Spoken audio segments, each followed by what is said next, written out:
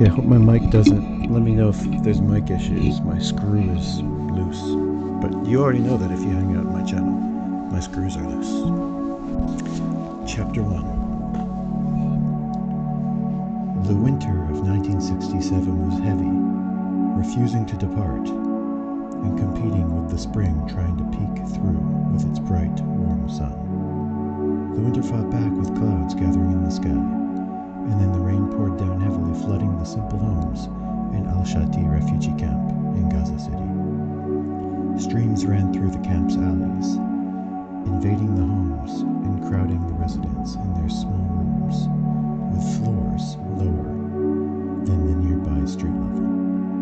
Time and again, the winter floodwater surged into our small home's courtyard, and then inside the house where our family had been living since settling down after the migration from the small town of Fallujah in occupied territories in 1948.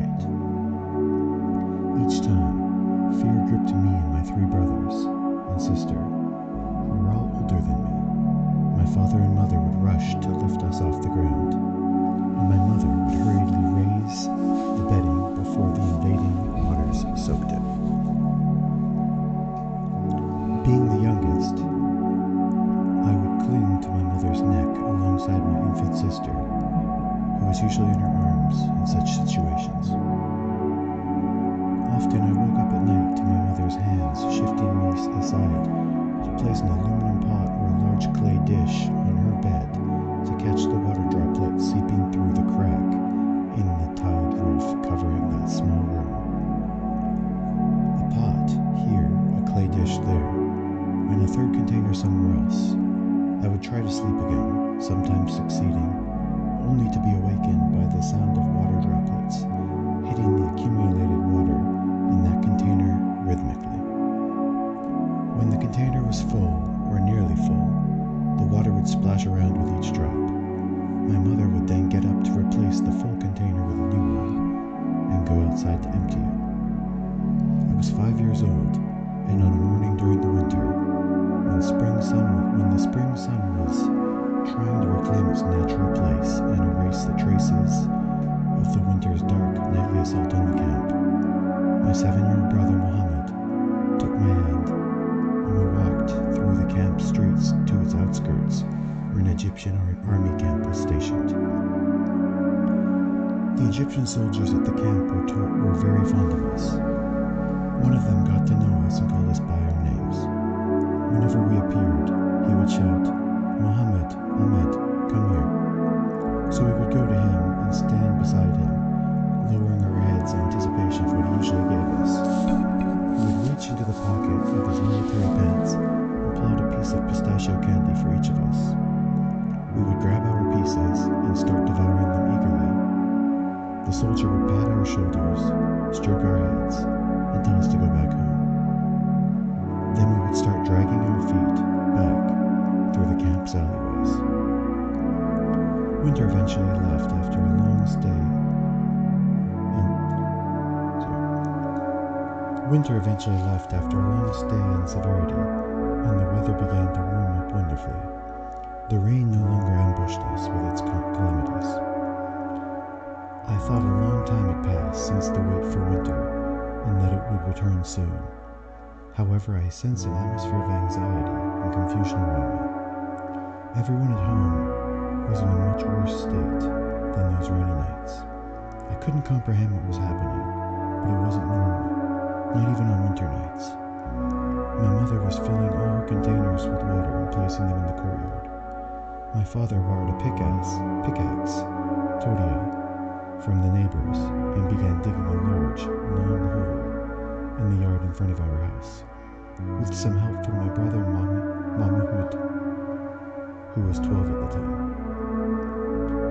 After they finished preparing the hole, my father started placing pieces of wood on it, and then began covering it with zinc sheets that they used to cover part of the courtyard like an arbor.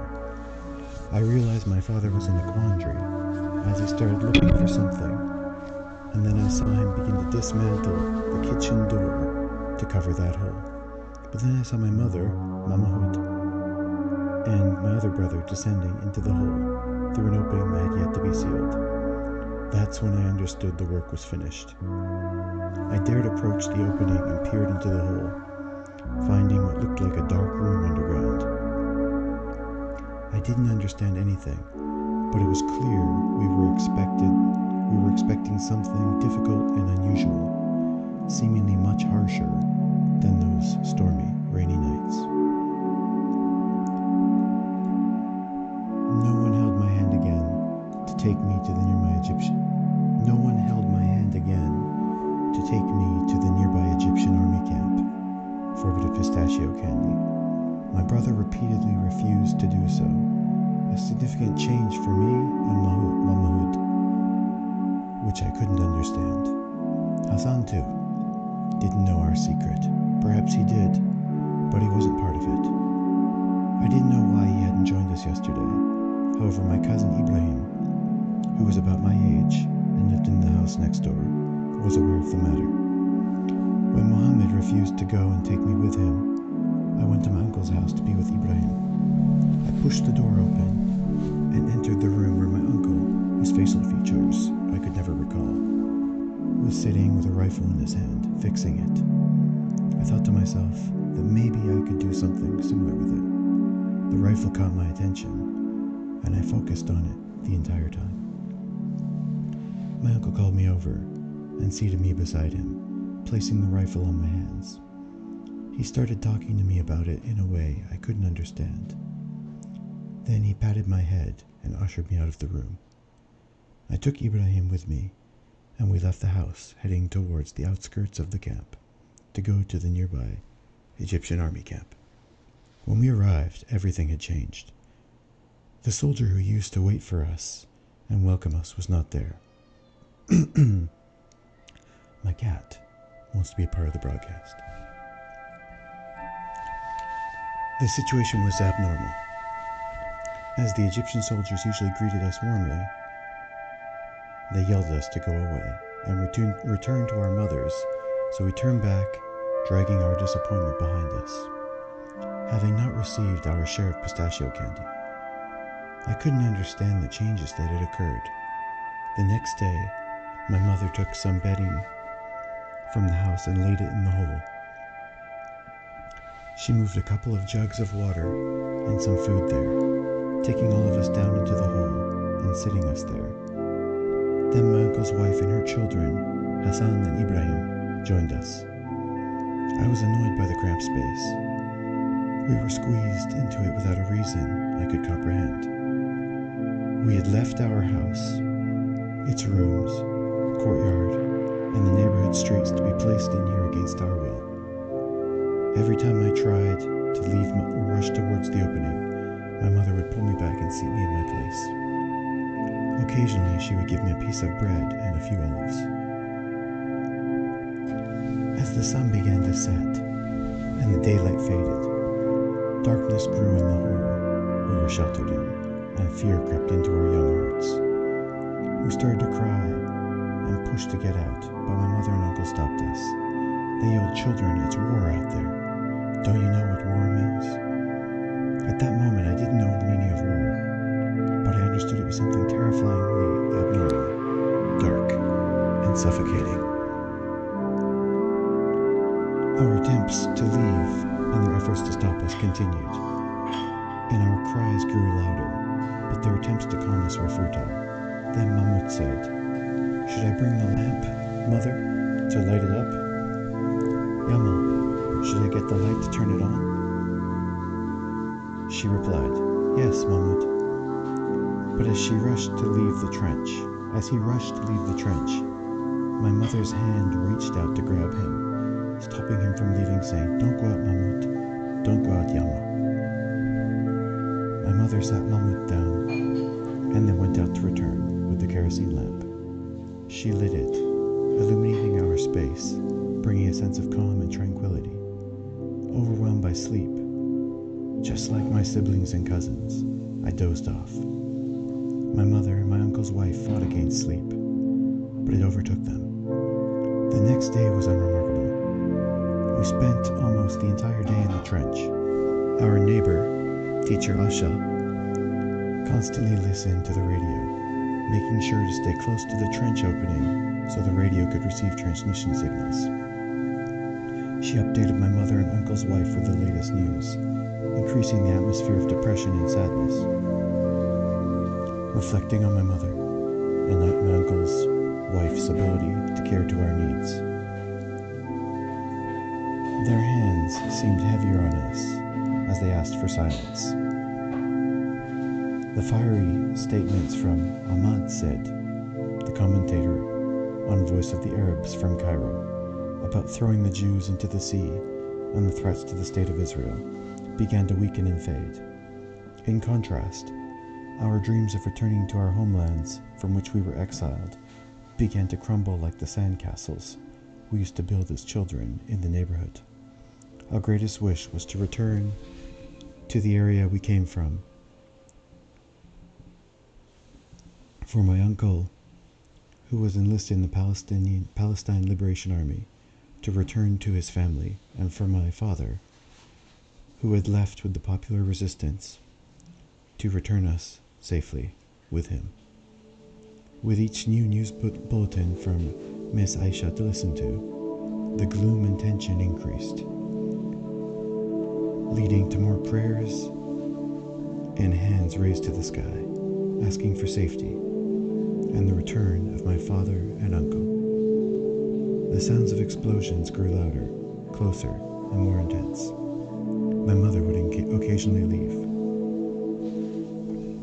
the trench for a few minutes, even into the house, and then return with something for us to eat, cover ourselves with, or to reassure my uncle's wife about the fate of my grandfather, who insisted on staying in his room in the house, refusing to join us in that trench. Initially, my grandfather hoped to return soon to our house and fields in Fallujah, believing that the danger would be to the Jews, who would be crushed by the Arab armies. But after the new equation of the battle became clear, not in our favor as Arabs, he refused to descend into the trench, seeing no taste or value in life anymore. He wondered how long we would continue to hide and flee from our fate. Death and life have become the same, he said. Darkness fell again, and we sank into sleep, intermittently woken by increasingly loud explosions. The next morning, the explosions grew even louder. That day, nothing significant happened, except for one incident. A large crowd of people surged in, shouting, "Spy! Spy!" It was evident that the people were chasing the alleged spy. It was something like a wheeled vehicle, or similar, and they believed he was somehow connected to the Jews. The explosions increased in frequency and intensity, getting closer and clearly starting to hit in the western houses. With each new explosion, our terror and screams increased, despite attempts to calm us down. Every now and then, Aisha would approach the trench to listen to the news and to inform my mother and uncle's wife of the latest updates. After several days like this, my mother could no longer go out to the house like she did in the first few days. Aisha listened to a news bulletin, and as she heard the news, she started crying and wailing. She collapsed, muttering that the Jews had occupied the country. A moment of silence ensued, broken by my little sister Miriam screaming out of pain at what was happening, followed by her collective crying, echoing our mother's tears. The sound of bombing, the explosions, they all stopped, and we heard only occasionally gunfire. As evening approached, the noise ceased and silence prevailed. In the evening, the neighbors' voices grew louder as they began to emerge from the trenches, where they had been hiding from their homes, where they had stayed all this time. Aisha went out to investigate and came back shortly, saying, "The war is over. Come out." My mother and uncle's wife came out first, then called us to join them. For the first time in days, we breathed fresh air, though it was tinged with the smell Oh, good to see you. No sleep for you, anti-corporatist. Good to see you, comrade. For the first time in days, we breathed the fresh air, though it was tinged with the smell of gunpowder and dust of nearby demolished houses. I managed to look around before my mother pulled me into the house, seeing the devastation all around us. With many of my neighbors' homes affected by the shelling, our house was fine, unharmed. Inside, my grandfather welcomed us, embracing and kissing each of us, muttering thanks to God for our safety, and praying for the safe return of our fathers. My uncle's wife and her children spent that night with us. My father and uncle did not return that night, and it seemed it would be a long time before they did. With the morning, life began to stir in the camp's alleys. Everyone was looking for their children, relatives, and neighbors to check on, and thank God for their safety. But to find out the fate of those whose homes had been hit and destroyed or partially damaged. There were limited cases of death in the neighborhood, since most people had fled to the beach, nearby orchards or open spaces, or they had taken refuge in the trenches they had dug. The occupation forces faced a fierce resistance in one of the areas and withdrew.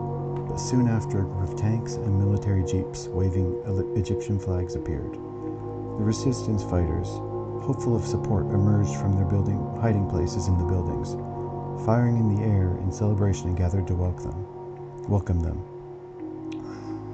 As the convoy approached, it opened heavy fire on the resistance fighters, killing many, and then raised the Israeli flag instead of the Egyptian flags on the tanks and vehicles. Sorry, I fumbled that. Let me read that again. That's fucked up. The resistance fighters, hopeful of support, emerged from their hiding places in the buildings, firing into the air in celebration, and gathered to welcome them. As the convoy approached, it opened heavy fire on the resistance fighters, killing many, and then raised the Israeli flag instead of the Egyptian flags on the tanks and vehicles.